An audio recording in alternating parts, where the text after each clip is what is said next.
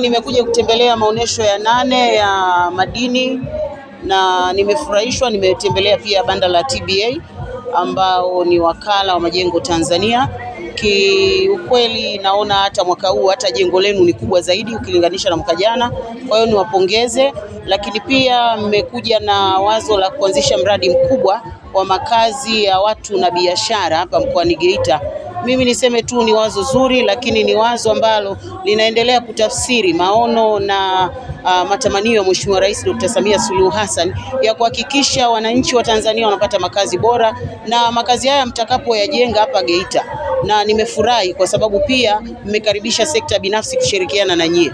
Mimi nadhani sekta binafsi ichangamke, ije ishirikiane na TBA ili haya makazi yakamilike, na yataleta raha, kwa maana watumishi wa umma watapata maeneo mazuri ya kukaa, lakini wananchi watapata maeneo mazuri ya kukaa. Na ndio tafsiri ya Mheshimiwa Rais, anatamani watu wakae kwenye maeneo mazuri, wakae wafanye mambo yao kwenye maeneo mazuri. Kwa hiyo ni jambo zuri na nawapongeza sana TBA, endeleeni kuchapa kazi.